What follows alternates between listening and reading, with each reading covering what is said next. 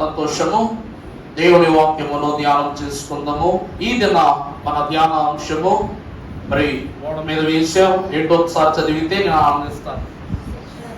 గట్టిగా, శిక్ష, దీక్ష, రక్ష. నేటి దిన మన ధ్యానాంశము శిక్ష, దీక్ష, రక్ష. పరిశుద్ధ గ్రంథములో నుండి దేవుని వాక్యము చదువుకుందాము. హెబ్రీయులకు రాసిన పత్రిక పాఠము 12వ అధ్యాయము 11వ వచనం చదువుకుందాము.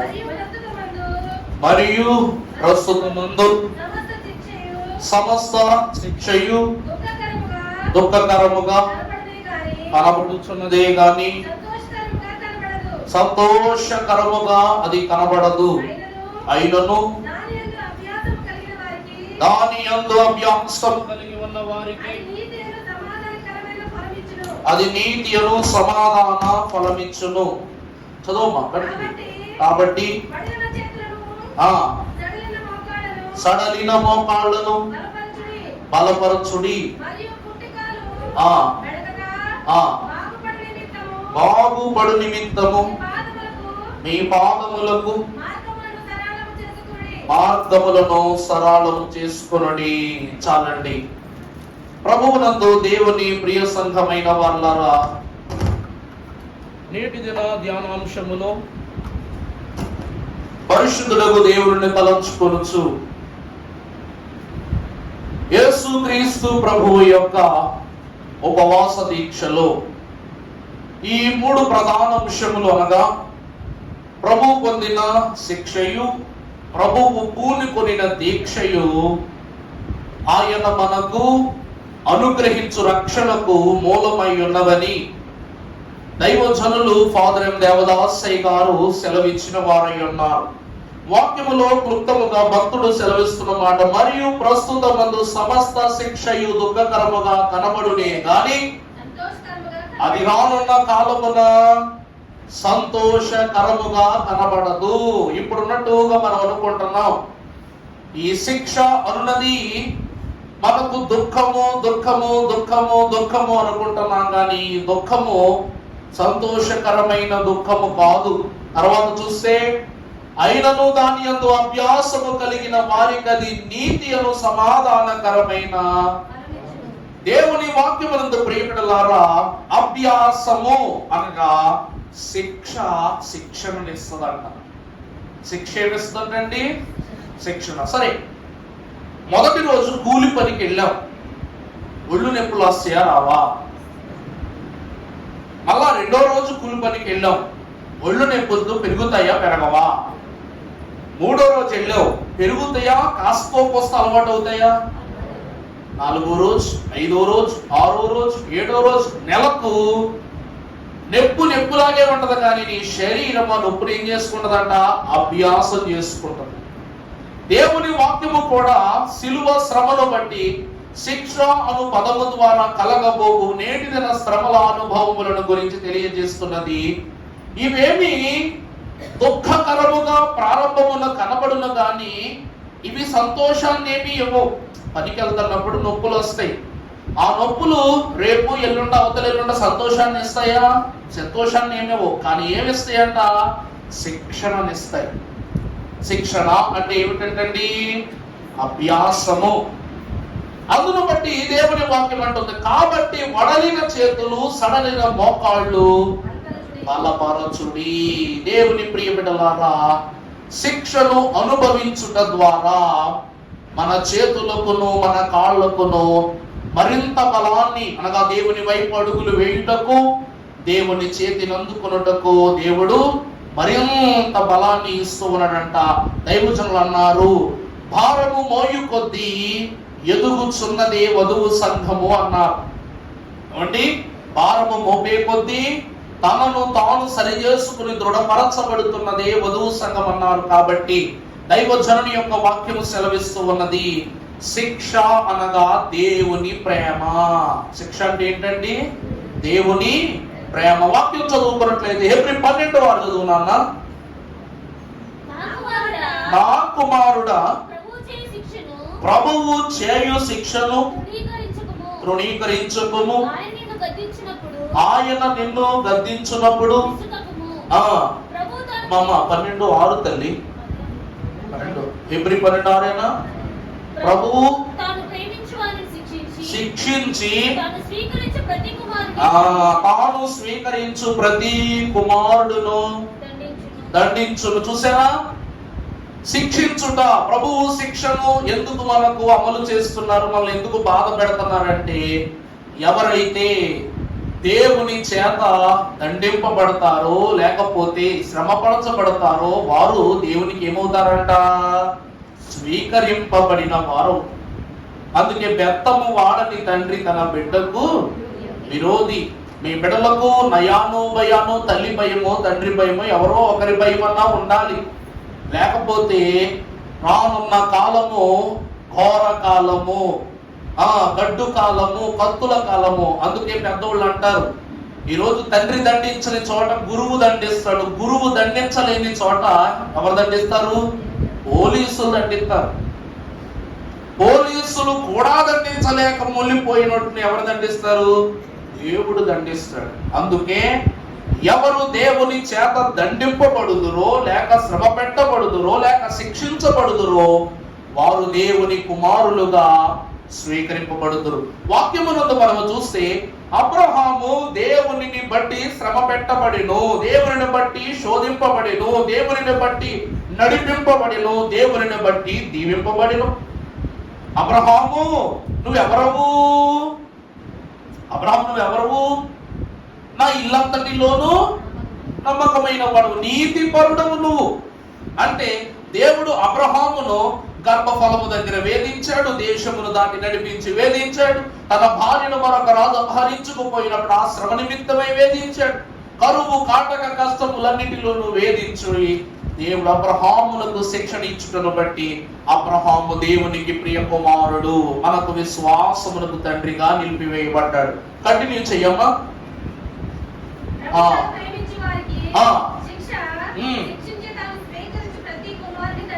దండించును అని కుమారులతో భాషించున్నట్లు ఆయన నీతో సంభాషించు, ఆయన హెచ్చరికను నేను మరచితిని, శిక్షా ఫలము పొందుటకై మీరు సహించుచున్నారు. దేవుని కుమారులనుగా మిమ్మును మనం అనుకుంటున్న కింద శిక్షా ఫలము పొందుటకై మీరేం చేస్తున్నారు, సహించుచు ఉన్నారు. ఈరోజు మనం అందరము కూడా శిక్షను పొందటానికి పెట్టే శ్రమలను బట్టి సహించుచున్నాం. ఇందాక నాకు వీడియో చూసినంత సేపు శ్రమ కలిగింది అన్నోళ్ళు, లేకపోతే కన్నీరు కలిగింది, నా గుండె చెరువైంది అన్నోళ్ళు ఎంతమంది ఉన్నారు ఇక్కడ? చెయ్యొద్దండి ఒకసారి. అంటే మిగిలిన వాళ్ళందరికీ రాతి గుండెలని అర్థమైపోయింది. నాకు చాలా సంతోషం, అందరికీ మన్నాతమ్మా చాలా సంతోషం. అంటే ప్రభువును ఎదురుగా పడేసుకుంటున్నా కూడా మన కన్నీళ్ళు ఉండవు. ఆ శాస్త్రులు ఎలా వెళ్ళిపోయి అలా వెళ్ళిపోతాం, మనం ఆ వరుసలో ఉన్నామైతే. ఒక బొమ్మ చూస్తేనే కన్నీళ్లు తిరుగుతున్నాయి, అక్కడే మన కన్నీళ్లు కొంతమందికి తిరగట్లేదు కూడా. ఎందుకు చెయ్యెత్తుతారో బాధపడతారు అసలు? నాకు ఇప్పటికీ అర్థం కావట్లేదు. అది దోషం, అది అవమానం. అది నీ కొరకు చనిపోయినోడు గురించి నువ్వు ఏడవడానికి బాధపడుతున్నావు. మనుషులు ఎట్ట తయారైపోయారంటే ఒక కాకి తెచ్చిపోతే 100 కాకులు ఆలుతాయంట. కానీ మనిషికి చావు వార్త జోక్ అయిపోయింది, ప్రభువు చావు వార్త ఇంకా జోక్ అయిపోయింది. అసలు ప్రభువే జోక్ అయిపోయాడు. ఆ శిక్షకుని యొక్క దీక్షను ఆచరిస్తున్న నీకు రక్షణ రావాలి అంటే అసలు ఆ శిక్ష ఏమిటో తెలుసుకోవాలి. అక్కడ దెబ్బలు తిన్నటువంటి ఆ యాక్టర్ పేరు విల్స్బర్గ్. ఆయన అమెరికన్ యాక్టర్. ఆయన చేసిన 14 సినిమాలో చివరి cinema the passion of the Christ. ఈయన ఈ కాంటెక్స్ట్ సీన్ చేస్తున్నప్పుడు అతనికంట ఈ నడుము దగ్గర ఈ సై భాగములో చర్మపు మైదా పిండి ముద్దలు అంటించారంట. 4 వంతులు, అంటే నీ చర్మం, నీ కంట ముద్దకు 4 వంతులు చర్మాన్ని అంటించి దాని పక్కన ఎముకలు వచ్చినట్లుగా చిన్న స్ట్రాప్ సెట్ చేసి పెట్టారంట. అర్థం చేసుకోవడం ఒకసారి చెప్తుంది. నీ చర్మం మందం ఉంటుంది ఇక్కడ, ఈ మందానికి 4 గింతలు అంటించారండి పక్కన. ఎందుకంటే ఒరిజినాలిటీ కావాలి. ఇందు లోపల చిన్న చిన్న బ్లడ్ స్క్యూబ్స్ పెట్టారనమాట. ప్యాకెట్లు పెడతారు చూసినట్లాంటి స్క్యూబ్స్ పెట్టారంట. ఎప్పుడైతే ఆ పక్క గాయం జరుగుద్దో అందులో నుంచి రెడ్ కలర్ ఆ బ్లడ్ మాలిక్యూల్ వచ్చినట్టు బయటకు వస్తుంది. కానీ ఉపయోగించినటువంటి ఆ ఆయుధాలు ఏవైతే ఉన్నాయో అందులో ఒకటి నకిలీది, ఒకటి నిజమైంది. ఈ సీనును రియలిస్టిక్ గా తీయటానికి ఆ రోజున ఒకటి నకిలీది, ఒక ఒరిజినల్ వెపన్ వాడారంట. అలా వాడినప్పుడు ఇంకా చూసారా, ఇక్కడ పొట్టెల లాగా చర్మలు వేసిపోయి చూసారా, ఆ సీను కామెడీ కాదు, ఒరిజినల్ సీన్ అది. అందుకే మీకు చూపించాను నేను ఆ సీన్, ఇన్ సీన్లు ఉన్నా కూడా. అలా కొట్టినప్పుడు చూసారా, అతను నిజంగా ఏడ్చినట్లు ఒక అరుపు అరిశాడు చూసారా, అది నిజమైన అరుపు. ఆ ఒక్క దెబ్బకు ఈ వీపు నుండి ఇక్కడి వరకు 46 కుట్లు పడ్డాయి. ఆ యాక్టర్కి ఎన్ని కుట్లు పడ్డాయండి? 46 కుట్లు. ఇలా ఒక ఇంటర్వ్యూలో ఈ మూవీ సక్సెస్ మీట్ గురించి మాట్లాడుతున్నప్పుడు అతడు అన్నాడు అనమాట, పాత్ర వేసిన నాకే ఒక దెబ్బ తగిలితే ఏమైపోయాను, నేను గిజలాడిపోయాను. 4 రోజులు మంచం మీద నుంచి నేను లేచినది లేదు, అంత భయంకరమైనటువంటి నొప్పి నాకు ఈ భాగంలో. అట్లాంటిది ఆయన ఒంటి పైన తగిలిన ప్రతి గాయానికి ఈ లోకములో ప్రతి మనుష్యుడు సమాధానం చెప్పుకోవాలి. ఆయన పాత్ర వేయడానికి అర్హుడను కాకపోయినా ఆయన పొందిన గాయాలలో ఒక చిన్న గాయాన్ని పొందుకున్నందుకైనా నేను ఎవరిని ధన్యుడనైపోయానని ఏడుస్తూ మొక్కుకున్నాడు. ఆ సినిమా తర్వాత ఇంకా ఏ సినిమా కూడా అతను చేయడానికి ఒప్పుకోలేదు. ఆ సినిమా తీసిన డైరెక్టర్ చనిపోవడానికి సిద్ధమైన వాడు, ఎన్నో చెడు సినిమాలు తీసి నాశనం అయిపోయాడు. తను తీసిన చివరి సినిమా కూడా ఈ ప్యాషన్ ఆఫ్ ది క్రైస్ట్ ఒక్కటే తీశాడు. ఇది ప్రపంచమంతా చరిత్ర సృష్టించిన సినిమా. 2008లో 2007లో రిలీజ్ అయిన సినిమా. ఇప్పటికీ సుమారు 18 సంవత్సరాలు దాటిపోయింది. అంత అద్భుతమైన శ్రమ. అతడు ఒక్కసారి చదివిన బైబిలులో ఉన్న ఒక సంఘటనని ఎంత అద్భుతంగా చూపిస్తున్నాడే. రోజు కళ్ళ కట్టుకున్నట్లుగా వాక్యాలు వింటూ బైబిల్ చదువుతూ క్రమాలు అనుసరిస్తూ ఉన్న మన కంటికి దేవుని శిక్ష ఎందుకు కనపడట్లేదు? నీ బిడ్డకు చిన్న గాయం తగిలితే ఏం చేస్తావే, మరి ప్రభు గాయము నీ బిడ్డ గాయం ఒకటా, వేరు వేరా? దైవ వాక్యమా? శిక్ష సామాన్యమైన విషయం కాదు. నీవు శిక్షణను పొందు నిమిత్తము నీ శిక్షను తానే పొందుకుని సులువైన రాజ్యాన్ని నీకు అందించడానికి ప్రభు చూస్తున్నాడు. దేవుని వాక్యములో ఇక్కడ మనం చూడండి, శిక్ష ఫలము పొందుటకై మీరు సహించుచున్నారు, దేవుడు కుమారుడుగా మిమ్ములను చూచుచున్నాడు. తండ్రిని శిక్షింపని కుమారుడు ఎవరు? అద్వితీయ కుమారునిగా పుట్టిన వాని యందు విశ్వాసముంచు ప్రతి వాడును నిత్య జీవము పొందునట్లు ఆయనను మన కొరకు అనుగ్రహించెను. అంటే ఈ లోకములో పరలోకమునందున్న తండ్రి అయినా భూమి మీద ఉన్న తండ్రి అయినా ఎవరైనా కానీ బిడ్డలను శిక్షించకుండా మంచి దారిలో పెట్టిన కుమారుడు ఎవరు?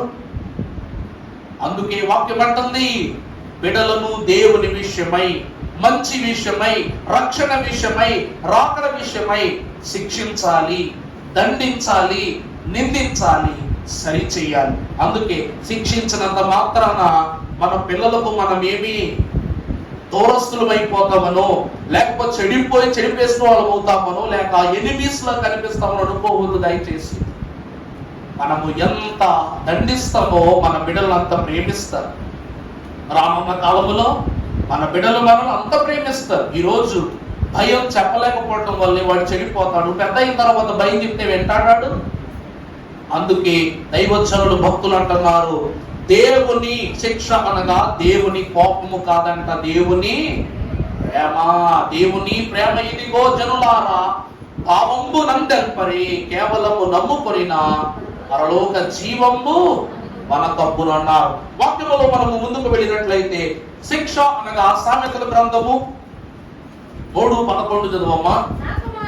నా కుమారుడా, యెహోవా శిక్షను నీవు తృణీకరింపవద్దు, ఆయన గద్దింపును నీవు విసుగు కొనవద్దు. తండ్రి తనకిష్టుడైన కుమారుని గద్దించు రీతిగా యెహోవా తనను ప్రేమించు వానిని దేవుని ప్రియమిట్లారా, శిక్ష అనగా ఏమిటి అనగా తృణీకరింపబడని స్థితి, ప్రేమను సమకూర్చే స్థితి, మనలను దేవునికి అతి ప్రియమైన కుమారులనుగా చేయు స్థితి. కాబట్టి ఎవరు శిక్షను తృణీకరింపరో వారు దేవునిచే స్వీకరింపబడతారట. యేసుక్రీస్తు ప్రభువుకే శిక్ష కలిగిందా? ఒక మాట, అబ్రహాము కొడుకు ఇస్సాకుకు శిక్ష లేదా? శిక్షించాడు కదా. ఒక్కసారి దేవుడు దేవదూతను పంపి ఆగు అనకపోతే ఇస్సాకు పరిస్థితి ఏంటి? అర్థమైందా అండి? ఆ తదుపరి ఇస్సాకు కుమారుడైనటువంటి యాకోబులు, ఏశావులు దేవుని యొక్క తలంపు నిమిత్తము గర్భములో పెనుగులాట కలిగి ఉండకపోతే యాకోబు మహాభక్తునిగా స్వాస్యం వచ్చేదా? యోసేపును తన తండ్రి నిమిత్తమే అన్నలు శ్రమ పెట్టకపోయి ఉండుంటే, తండ్రి గారాబం పెట్టాడు కానీ అన్నలు శ్రమ పెట్టారు. ఆ శ్రమలలో నుండి యోసేపు దీవింపబడ్డాడు. ఇలా ఒకరిని చెప్పాలా, ఇద్దరిని చెప్పాలా? భక్తుడైన వాడెవడైనను వాని కుమారులను హింసించిన వారే, శోధించిన వారే, బాధ పెట్టిన వారే. దేవుని వాక్యమును బట్టి మనం చూస్తే మరియమ్మ గారు అల్లారు ముద్దుగా ప్రభువును పెంచాలనుకున్నారు. పాదములకు రాయి తగలకుండా పెంచాలనుకున్నారు. మనుషుల యొక్క చూపు పడకుండా పెంచాలనుకున్నారు. కానీ మనుషుల చూపులు మాత్రమే కాదు, మాయోపాయములు కూడా ఆయన ఎత్తుకొనవలని తెలిసిన పిదప ఆమె గుండెలోనికి ఒక ఖడ్గము దూసుకుని వెళ్ళిపోయింది. మరియమ్మ గారు అనుభవించిన శిక్ష. ఆ శిక్షను బట్టి వాక్యములతో భక్తుడు అంటున్నాడు, తండ్రి తనకిష్టుడైన కుమారుని గద్దించిన రీతిగా యెహోవా తాను ప్రేమించుచున్న మనందరినీ కూడా గద్దిస్తున్నాడు. శిక్షణిస్తుందంట. ఈ వాక్యం ఏం చేస్తుంది? శిక్షణిస్తుంది. ప్రకటన గ్రంథములో ఎన్ని తెగుళ్ళు ఉన్నావో అన్నే ఆశీర్వాదాలు ఉన్నాయి. దేవుని వాక్యములో ఎన్ని గొప్ప గొప్ప దీవెనలు ఉన్నావో అన్ని హెచ్చరికలు కూడా ఉన్నవా లేవా? అందుకే దేవుని వాక్యం అంటుంది, శిక్షింపబడిన వాడే రక్షింపబడిన వాడు అన్నారు. శిక్షింపబడిన వారు ఎవరనండి? రక్షింపబడిన వారు. నిన్న సాయంకాలం సంఘము యొక్క సిలువలో 7 విషయాలు చూశారు.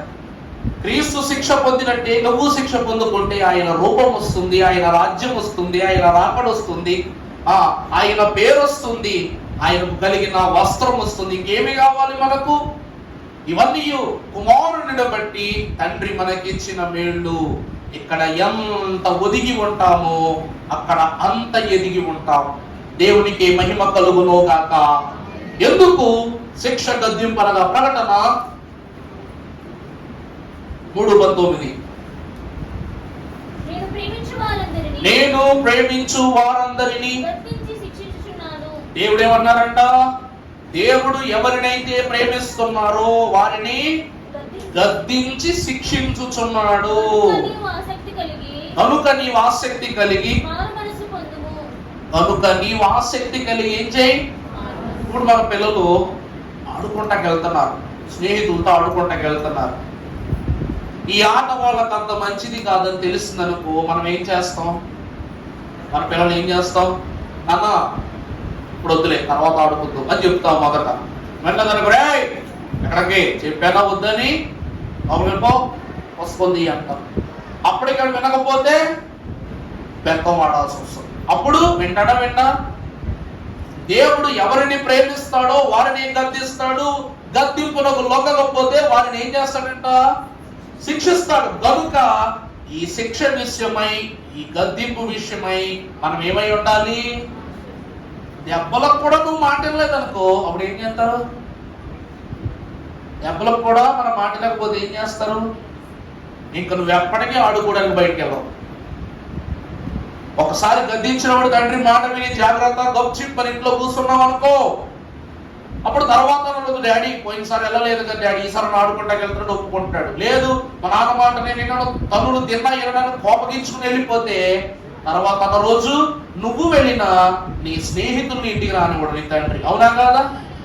జనకుని ఇష్ట జనము వచ్చును, తనకిష్టము కాని జనమును నిన్ను పాడు చేసి నిమిత్తము ఎవరైనానో ఆయన గృహ ఛాయకు నీ ఛాయకు వస్తే దేవుడు ఎందుకు ఉపేక్షిస్తాడు? ఎవరిని రానివాడు. కారణం ఏమిటంటే నీ భవిష్యత్ నిర్మాణము కొరకు మంచిదైన దానిని సమకూర్చును, చెడ్డదైన దానిని నీ కనుల ఎదుట నుండి దూరముగా తొలగించి. అందుకే నీ తండ్రి చేసే పని విషయంలో దడినని తిట్టాడు, వద్దు. ఇప్పుడు వద్దనంటే వద్దంతే అనుకుని, రే నేను రారా అనుకున్నావు అనుకో, నీ తండ్రి మాటను గౌరవించిన వాడు అవుతావు, నీ తండ్రి మాటకు ఆసక్తి చూపిన వాడు అవుతావు, దీవింపబడతావు, మారు మనస్సు పొందిన వాడు అవుతావు. అంతే కదండి. ప్రభువునందు ప్రియలారా, తర్వాత వచనంలో కూడా కీర్తనలు 119:71 కూడా ఇదే మాట అంటున్నాడు, నేను నీ కట్టడలను నేర్చుకున్నట్లు శ్రమ నుండి యుండుట నాకు మేలాయను. చూసారా, నీ ఆజ్ఞలు కట్టడలు అంటే ధర్మశాస్త్రమైన అనుకోండి, వాక్యమైన అనుకోండి. అందుకే అంతా నా మేలుకే ఒక పాట ఉంటది, అంతా నా మేలుకే, ఆరాధన యేసుకి, అంతా నా మంచికే, నీ చిత్తమునకు తల వంచితే. అంటే నువ్వు చెప్పిన ఏ మాటకైనా నేను తల ఒక్కి ఎదురించి సమాధానము చెప్పకుండా ఉన్నాను అంటే అంతా నాకేం జరుగుద్ది? మేలే జరుగుద్ది.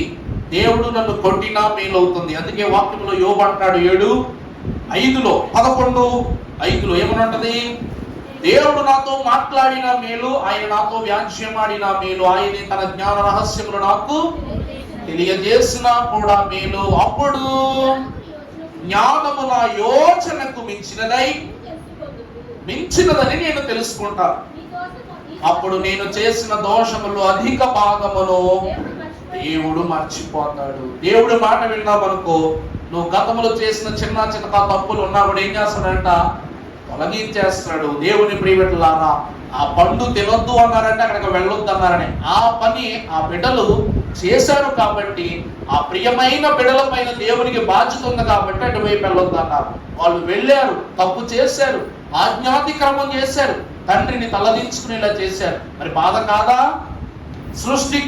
సృష్టికర్తగా ఉన్న ప్రభువు సముద్రాన్ని గద్దిస్తే వింటుంది, ఆకాశాన్ని గద్దిస్తే వింటుంది, కానీ తన చేతులతో చేసుకున్న మట్టి మనుషులైన మనము మాట వినకపోతే దేవునికి బాధ రాదా? అందుకే అంటున్నారు, ఆయన మాట యందు ఆసక్తి కలిగి ఆయన శిక్షను గౌరవించువాడు. యేసుక్రీస్తు ప్రభు శిక్షను గౌరవించాడు. దెబ్బ పడుతున్నా, దోషము కలుగుతున్నా, నిందలు పలుకుతున్నా అంతయు ఎవరి కొరకు? తండ్రి కొరకు, మన కొరకే అయి ఉన్నారు. కాబట్టి శిక్షను గౌరవించిన వాడు దీక్ష చేయగలరంట. ఎవరైతే శిక్షను ఒప్పుకుంటారో వాళ్ళు ఏం చేయగలరంటండి? దీక్ష చేయగలరు. వాక్యంలో చదువుకుందాం పరిశుద్ధ గ్రంథములో నుండి రోమా 12:1 ప్రారంభం. సహోదరులారా, పరిశుద్ధమును దేవునికి అనుకూలమునైన సజీవ యాగముగా మీ శరీరములను మిమ్మును బ్రతిమలాడుకొనుచున్నాను. ఇంటి సేవ మీకు యుక్తమైనది. శిక్ష అనగా దేవుని మాటను స్వీకరించటం, దేవుని ప్రేమను కోరుకోవటం. మరి దీక్ష అనగా దేవునికి సమర్పించుకోవటం. దీక్ష అంటే ఏంటండి? సమర్పించుకోవటం. నా హృదయములోనికి నా ప్రభువ రమయా, నా హృదయము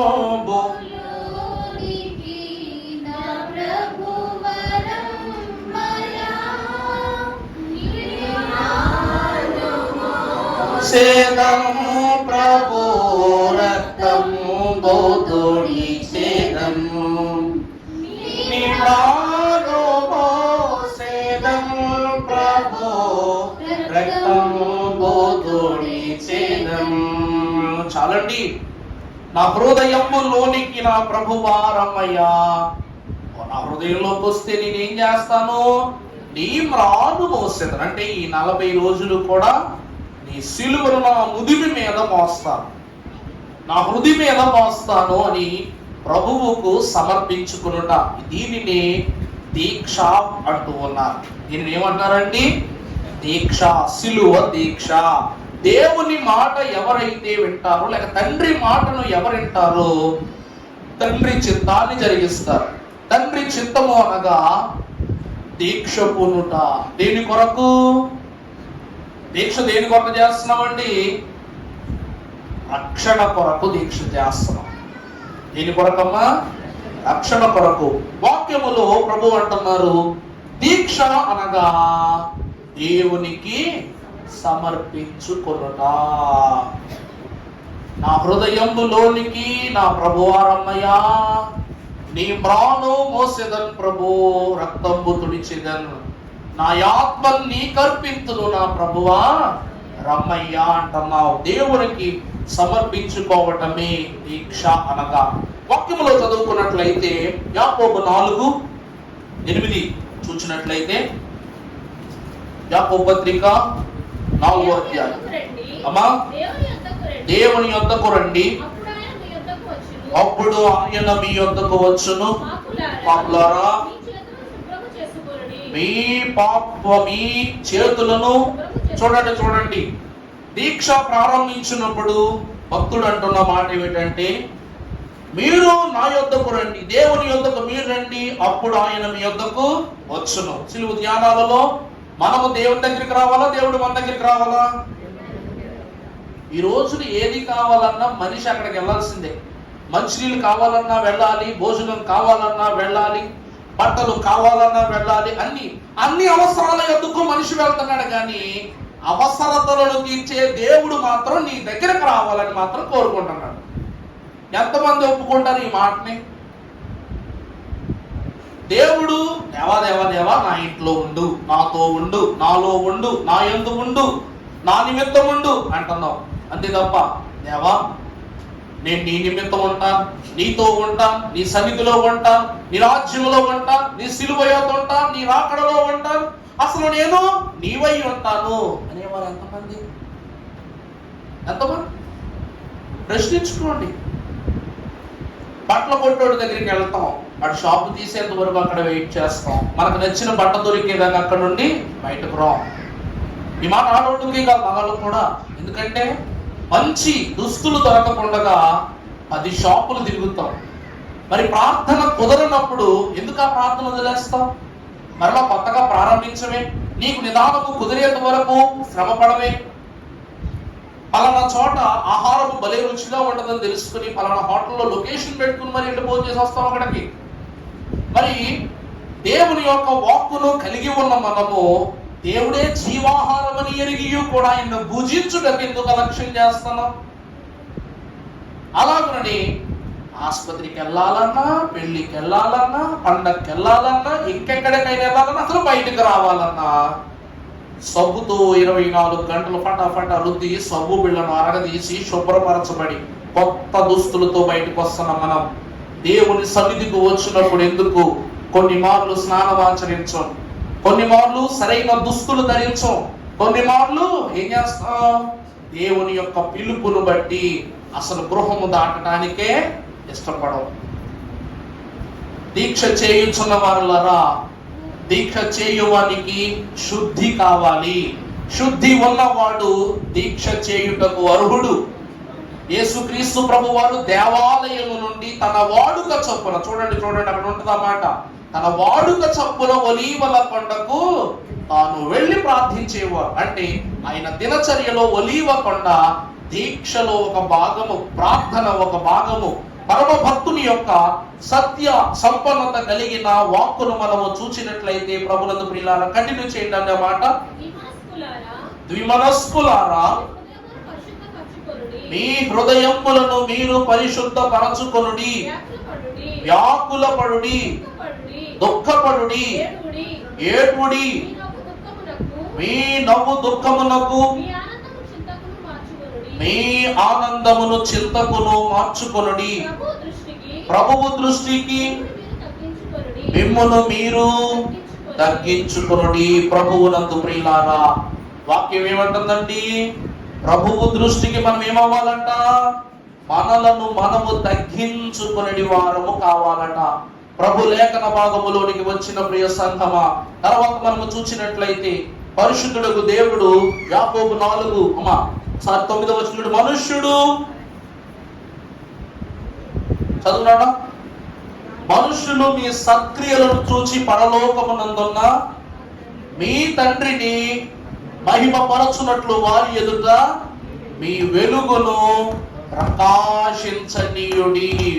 దేవుని యందు ప్రియబిడ్డలారా, దీక్ష పూనుకొనుట అనున్నది ఎందుకు అంటే మన సత్క్రియలను దేవుని ఎదుట ఏం చేయడానికి, కనపరచుటకు, పని పూనుకొనే స్థితే దీక్ష. ఉదాహరణకు మనము చూసినట్లయితే ప్రియబిడ్డలారా, యేసుక్రీస్తు ప్రభువారు మనం 40 రోజులు ఉపవాసం చేయమన్నారు. ప్రభువు ఎన్ని రోజులు ఉపవాసం చేశారు చెప్పండి? ప్రభువు ఎన్ని రోజులు ఉపవాసం చేశారు మన కోసం? 40 రోజుల, కొన్ని 80, నెల, 3.5 సంవత్సరాలు, 33.5 సంవత్సరాలు. అసలు పుట్టినప్పటి నుంచి ఆయన ఏ ముద్ద తిన్నాడనంటే ప్రశాంతంగా మనం పెట్టుకుని. ప్రభువు మన విషయమై మనశ్శాంతిగా భోజనం చేసిన రోజు ఎక్కడ ఉంది? సరే, ప్రభువు వస్తున్నారు కదా అని చెప్పేసి మరియా మార్తల గృహములకు బేతనీయ గృహానికి వచ్చాడు ప్రభువు.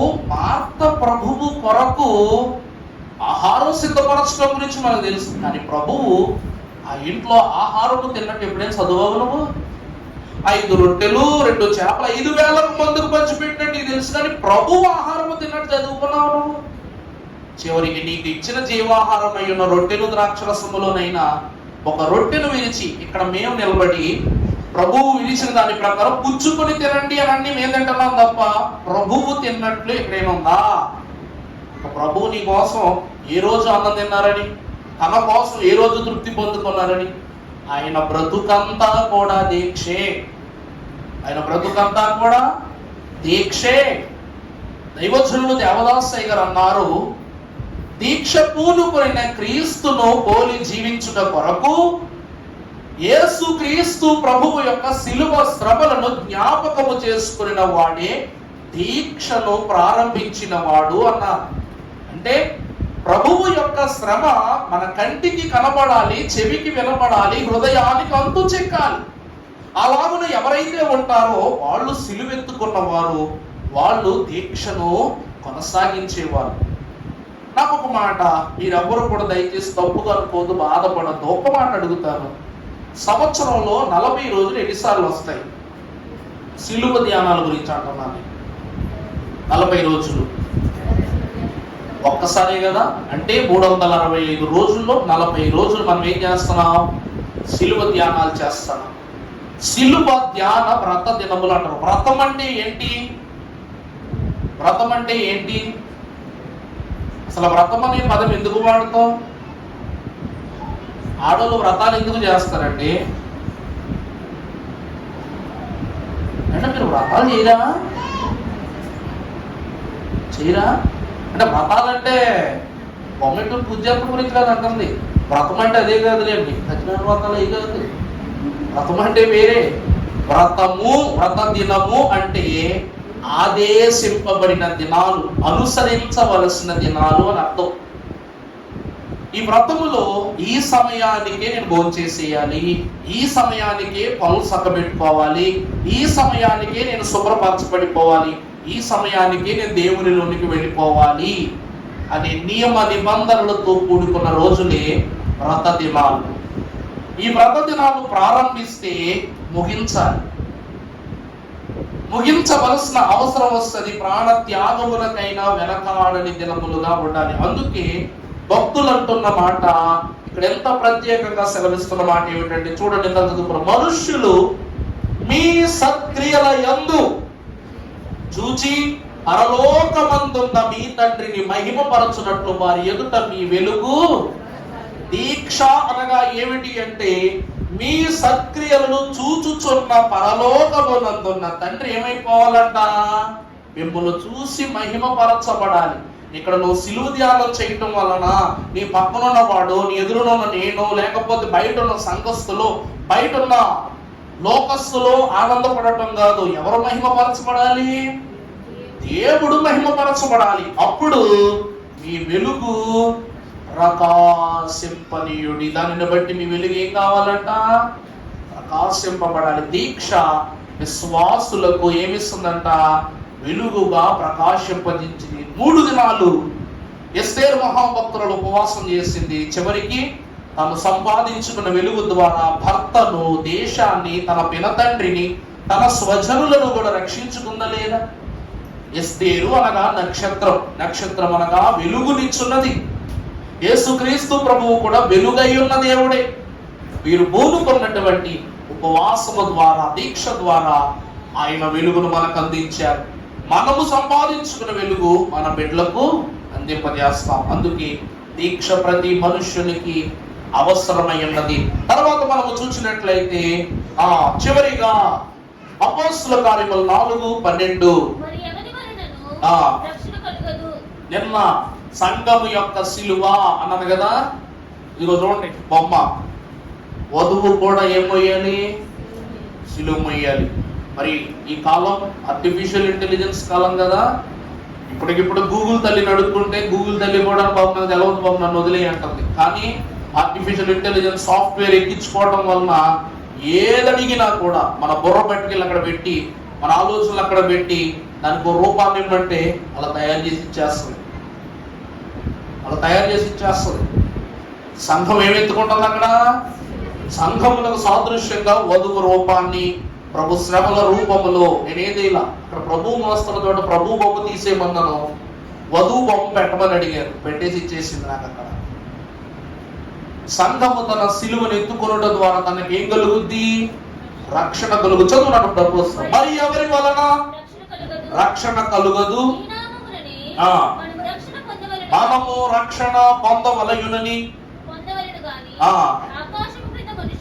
ఆకాశము క్రిందనున్న మనుషులలో ఇయ్యబడి ఉన్న మరి ఏ నామమున రక్షణ పొందలేము అనెను. ప్రియులారా, భక్తులు ఎంత వివరంగా రాశారంటే యేసు నామము వలననే రక్షణ. భూమి పైన గాని ఆకాశమునందే గాని ఆయన నామము కాక మరి ఏ నామము వలన మనకేం కలగదు? రక్షణ కలగదు.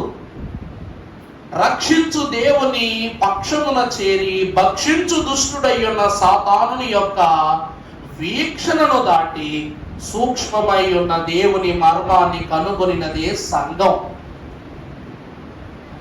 ప్రభువు దీక్షలోంచి పుట్టాం మనం. అర్థమైందండి? ప్రభువు చేసిన దీక్షలో నుంచి పుట్టాం. నా హృదయంలోనికి నా ప్రభువ రమయ అన్న నీవు నీ మ్రాను మోసెదన్ ప్రభు రక్తంబు తుడిచెదనని ఆ భారమునెత్తుకున్న నువ్వు ఆయన దీక్షలో భాగమయ్యావు. కాబట్టి ఇదిగో జనులైన వారు అనునిత్యము దేని కొరకు అహోరాత్రులు ఎదురు చూచున్నారు ఆ రక్షణ మీకు కనపరచుటకై. గ్రీసు దేశస్థునికైనను, రోమీయులకైనను, హెబ్రూనీయులకైనను, వాడికైనను వీడికైనను ఏకరక్షణకర్త తన రక్షణ భాగ్యమును మనకు కనపరిచాడు ప్రభు. దేవుని ప్రియబిడ్డలారా, ఇదంతయు కూడా ప్రభు మన కొరకు చేసిన త్యాగము. ఇది ప్రభు మన కొరకు కలిగి ఉన్న సిద్ధపాటు. ముందుకు వెళ్ళి చూసినట్లయితే రక్ష అనగా విడుదల పొందుట. రక్ష అంటే ఏంటండి? విడుదల పొందుట. విడుదల దేని నుండి? పాపాల నుండి, శోధనల నుండి, శ్రమల నుండి, నిందల నుండి, అవమానముల నుండి, అసలు లోకంలో ఎంత చెడు ఉన్నదో వాటన్నిటి నుండి ఈ విడుదల జరగాలి అంటే మనము ఆ సిలువలో ఏం చేయాలంట? పొందుకోవాలి. సిలువ బలి ద్వారా ఈ రక్షణను మనం పొందుకోవాలి. ప్రభునందు సంఘమైన వారలారా, దేవుని వాక్యములో భక్తుడు వచనములోనికి వెళ్ళినప్పుడు యోహాను 3:16 లోకమును ఎంతో ప్రేమించెను కనుక ఆయన ద్వితీయ కుమారునిగా నశింపక నిత్య జీవము పొందునట్లు ఆయనను మన కొరకు అనుగ్రహించెను. సిలువలో ఉన్న మరణాన్ని ఆయన పొందుకొని ఆయనలో ఉన్న నిత్య జీవము అను రక్షణను మనకు అనుగ్రహించుటకు మన నిమిత్తము సిలువ పైన ప్రభువు బలాయను. అంతే కదండి అర్థం. మన నిందను, మన అవమానములను మరణముగా పొందుకుని ఆయనలో ఉన్న జీవమును మనకు అనుగ్రహించుటకు సిలువపై బలియాగమాయను. బలియాగమై ఉన్న మన రక్షకుడు. దీనిని తర్వాతి వాక్య భాగములో కూడా యోహాను 1:12 తన్ను అంగీకరించి ఎందరు అంగీకరించిరో వారందరికీ అనగా దేవుని పిల్లలగుటకు తర్వాత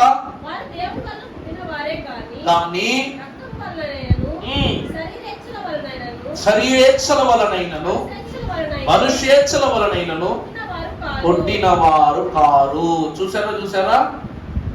మనము దేవుని నామమును బట్టి లేక దేవుని నామమందు విశ్వాసం ఉంచుటను బట్టి కలిగిన వారము గాని శరీరేచ్ఛల వలన మనుష్యేచ్ఛల వలన పుట్టిన వారము కాదు. మనము రక్త మాంసములలో పాలిభాగస్తులం కాదు. నిన్నే చెప్పాను మీకు, ప్రభువు నీ రూపమును ధరించుకుని ఈ లోకానికి వచ్చారు. ఇప్పుడు ఆయన రూపాన్ని ధరించుకుని నువ్వు ఆయన లోకానికి వెళ్ళాలి.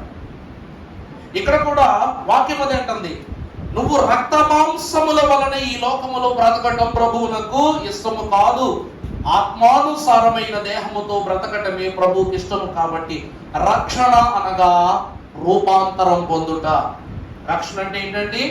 రూపాంతరం పొందటం. ఈరోజు నాకు గొంగిలి పురుగు అంటే ఇష్టం అన్నోళ్ళు ఎంతమంది ఉన్నారు ఇక్కడ? గొంగిలి పురుగు అంటే ఇష్టం అన్నోళ్ళు ఎవరికి ఇష్టం? సీతాకోక చిలుక అంటే ఇష్టం అన్నోళ్ళు అందరికి ఇష్టమే. కారణం దాని రూపం. కారణం ఏంటండి? దాని రూపం. దాని ఇంగ్లీష్లో మోర్ఫోసిస్ అంటారు. దాన్ని ఏమంటారండి? ఈ మోర్ఫోసిస్ అంటారు. దాని అర్థం ఏమిటంటే పరిపక్వమగుట. ఏమగుటండి? పరిపక్వమగుట లేక పునర్జీవింపబడుట. ఒక గొంగిలి పురుగుకు మాత్రమే తన దేహాన్ని రూపు మార్పు చేసుకుని భాగ్యం ఇచ్చాడు దేవుడు. అందుకే ప్రభు అంటారు, నేను నరుడను కాను పురుగును అంటారు. మరి ఏ పురుగో ప్రభు ప్రస్తావించలేకపోవచ్చు, కానీ ఆయన తనను తాను పురుగుతో పోల్చుకున్నారు. పురుగుతో పోల్చుకున్న ప్రభువు మనము పెంటతో ఎంచబడకుండునట్లు తన ప్రాణమును బలిగా అర్పించి మనకు నవరూపమును అందించారు. నర రూపము అంటే పురుగు రూపము సమానం. నవరూపము అంటే ఎగిరి వెళ్ళగలిగే స్థితి, రెక్కలు గల స్థితి. అందుకే వాక్యములో చూడనానా, తన్ను ఎందరు అంగీకరించిరో వారికి అందరికి అనగా నామమందు విశ్వాసముంచు వారికి దేవుని పిల్లలగుటకు ఆయన అధికారమును అనుగ్రహించెను. వారు దేవుని వలననే పుట్టిన వారు గాని రక్తము వలనైనను మనుష్యేచ్ఛల వలనైనను పుట్టిన వారు కారు. చూసారా? ఇలాగున దేవుని యొక్క పరిశుద్ధ దేహముగా మార్చబడిన మనకు ప్రకటన గ్రంథముల దేవుడు ఇచ్చుచున్న రక్షణ భాగ్యం ఏమిటంటే, ఇదిగో మరియు ఒక గొప్ప స్వరము పరలోకమందు ఇలాగున చెప్పుట నేను వెంటిని. రాత్రి పగళ్ళు మన దేవుని ఎదుట అపవాది సిలువ బలి ద్వారా నీవు హెచ్చింపబడి ఉన్నావు, అపవాది త్రోయబడి ఉన్నాడు. కాబట్టి చదువుమా. కనుక చూడండి మాట చూసారు. ఇప్పుడు రక్షణయు శక్తియు రాజ్యమును మన దేవుని వాయను. ఇప్పుడు అధికారము ఆయన క్రీస్తుదాయను. దేవుడు శిక్షింపబడ్డాడు, దీక్ష పూనుకొని మనలను రక్షించుకున్నాడు. ఇప్పుడు సర్వాధికారం ఎవరి చేతిలోనికి వెళ్ళిపోయింది? క్రీస్తు చేతిలోనికి వెళ్ళిపోయింది. భూమి మీద ఉన్నప్పుడు కూడా దేవుడు క్రీస్తుకి అధికారం అప్పగించాడు, కానీ అధికార సంపూర్ణతను వినియోగించగలిగే స్థితిని పరలోకమునందు తండ్రి అనుగ్రహించాడు. ఈరోజు ప్రార్థన ద్వారా ఎన్నో గెలుపులను మనము పొందుకొని మనము పొందుకున్నప్పటికీ వాటి యందు తృప్తి పొందలేకపోవచ్చుండడానికి గల కారణము లోకము. పొందడానికి లోకము, లోక స్థితి. ఏసీ కొనుక్కున్నావు, ఈదిలో పెట్టుకుంటే ఉపయోగమా చెప్పండి? కొత్త కారు కొనుక్కున్నావు, రోడ్డు మీద పెట్టడం వల్ల ఉపయోగమా? మంచి బట్టలు కొనుక్కున్నావు, మంచి బట్టలను బీరువాలో పెట్టకుండా వీధి బయట విడిచిపెట్టడం వల్ల ఉపయోగమా? ధరించుకోకుండా ఉపయోగమా? దేవుని వాక్యం అంటుంది ఏమిటంటే, ఇంత గొప్ప రక్షణను కూడా మీరు పొందుకొని ఉన్నారు, కానీ దాన్ని ఏం చేసుకోలేకపోతున్నారు? అనుభవించలేకపోతున్నారు. ఇంత ఆనందాన్ని అనుభవించలేకపోతున్నారు. ఈ లోకమును అనుభవించలేని రక్షణ, అనుభవములకు రాని శిక్ష, రెండు మన జీవితములో ప్రమాదకరములైన స్థితులే. అందుకే దైవజనులు ఈ అంశాన్ని ముగిస్తూ ఎలాగనంటున్నారు చూడండి. దీక్ష లేక శిక్ష, దీక్ష రక్ష వలన శిక్ష మనల్ని ఏం చేస్తుందంట? సరి చేస్తుంది. దీక్ష మనలను పరిశుద్ధులను చేస్తుంది. చివరిగా రక్షణ మనలను నిత్య జీవ పరులనుగా చేస్తుందంట. అందుకే ప్రతి మనుషుడు శిక్షను పొందాలి, దీక్షను పూనుకోవాలి, రక్షణను అనుభవించాలి. ఎలాగను అనుభవించని స్థితిని బట్టి శిక్షను నిరాకరించవద్దు, దీక్షను ఆలస్యం చేయొద్దు. అర్థమవుతుందా? శిలువ ధ్యాన దీక్షను ఏం చేయకూడదు మనం. అసలు శిలువ ధ్యానం ఏంటి? ఏ దీక్ష అయినా ఆలస్యం చేయకూడదు. ఆలస్యమైనంత మాత్రం అది నెరవేరదు అనుకొనవద్దు అన్నారు. అది ప్రభువు ఇచ్చే దీవెన విషయంలో మన ప్రార్థన ఆలస్యమైతే మరి ఇక దేవుని యొక్క నడిపింపు, దేవుని ఉడంబడిక ఎట్లా ఫలించుద్ది? దేవుడు మరి ఎంతగానో కొన్నిసార్లు అనిపిస్తుంది, తొందరగా రావాలనుకున్న వాళ్ళందరికీ పనులు పెడతాడు దేవుడు. ఆలస్యంగా రావాలనుకునే వాళ్ళందరికీ కూడా బోళ్ళంత వ్యవధి చేస్తూ ఉంటాడు. మరి మెంతనుకోలు విడ్డూరు అనుకోలు తెలియదు. మరి నేను ఖచ్చితంగా వ్రతం చేయాలి, సిద్ధపడాలి, ఏర్పాటు చేయబడాలి అనుకున్న వాళ్ళకే పనులు పెడతాడు. మరి ఎందుకంత ఎంతో నాకు అర్థం కాదు. కొన్ని మార్లు అడుగుతూ ఉంటాను, ప్రభువా ప్రార్థన చేసేటప్పుడు ధ్యానంలో ప్రభును మనసులో అనుకుంటూ ఉంటాను, ఏంటి ప్రభువా మరి ఇది ఎక్కడ వింత? ప్రార్థన చేయాలనుకున్నవాడిని ప్రార్థన చేసుకోలేవచ్చు కదా, ప్రార్థన చేయడానికి ఇష్టం లేని వాడిని విడిచిపెట్టవచ్చు కదా. అంటేను ప్రభువు దైవజనునికి మాట ఎప్పుడో తెలియజేసి ఏమిటంటే, నా యందు మనస్సు ఇచ్చిన వాడు నేను ఎక్కడ ఉన్నానో అతనితోనే ఉన్నానని భావించి నన్ను స్తుతిస్తాడు. ఆలయంలో మాత్రమే కాదంట, మాటలో స్తుతిస్తాడు, పాటలో స్తుతిస్తాడు, పనిలో స్తుతిస్తాడు, ప్రాంతాలలో ఉన్నా లేకపోయినా స్తుతిస్తూనే ఉంటాడు. ఎందుకంటే గాఢాంధకార లోయలో నేను సంచరించిన ఏ అపాయమునకు నేను భయపడను, నీ దుడ్డు కర్రయ్యు నీ దండము నన్ను ఆదరించును. వాళ్ళు నా యందు నమ్మిక ఇచ్చినప్పుడు, ఆశ ఉన్నప్పుడు వాళ్ళు ఎక్కడైనా స్తుతిస్తారు. కానీ ఎవరికి ఆశ ఉండదో వాళ్ళను రప్పించుకొనుటకు, ఆశ పుట్టించుటకే ఈ స్థితిని నేను కల్పిస్తానని భక్తునితో అయ్యగారు అన్నారంట. అందుకే చూడండి, దేవుని వాక్యాన్ని బట్టి మనము శిక్షను నిరాకరించకూడదు. తండ్రి కొట్టాడు కదా అని తండ్రిని విడిచిపెట్టి వెళ్ళిపోతే తప్పిపోయిన కుమారుడు జీవితంలాగే మారిపోద్ది. తర్వాత దీక్షను ఆలస్యం చేయకూడదు, అనుకున్నది అనుకున్నట్లు చేసేయాలి. జక్కయ్య దీక్ష అనుకున్నాడు, ఏమని? నేను ప్రభువును చూడాలని దీక్ష పూనుకున్నాడు. మగ్దలేని మరియ నేను చెడులోనికి వెళ్ళకూడదని దీక్ష పూనుకుంది. అలాగనే మరియమ్మ గారు ప్రభువును సర్వలోకము నిమిత్తం అందించుటకు 9 నెలల కాలం దీక్ష పూనుకుంది. ఈరోజు మనము కూడా రాకడ వైపు పరుగులెత్తడానికి ఏం పొందుకుంటున్నాం? దీక్షను పొందుకుంటున్నాం. ఆలస్యమైందా, అలసిపోయామా, ఆగిపోతాం, ఆరిపోతాం. చివరిగా రక్షణను తృణీకరించకూడదు. ఇది విలువైనది, వివరమైనది, విస్తారమైనది. కాబట్టి ప్రియులారా, దేవుని శిక్షలో, దేవుని దీక్షలో, దేవుని రక్షణలో మిమ్మల్ని పెంచి పోషించి, ఇందాక మీరు చూస్తే తిన్న 39 దెబ్బలు కూడా దీక్షే.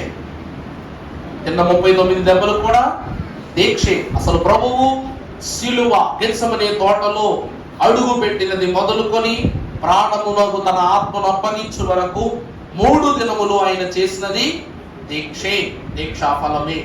ఆ ఫలమే ఈరోజు మనం నిత్య జీవ ఫలముగా అనుభవిస్తున్నాము. కనుక ఈ దీక్షతో, ఈ రక్షణతో సదా దేవుని యొక్క శిక్షణలో పెరిగి పోషింపబడగలిగే ధన్యత దేవుడు మనకు అనుగ్రహించునుగాక. పరిశుద్ధ స్తోత్రము.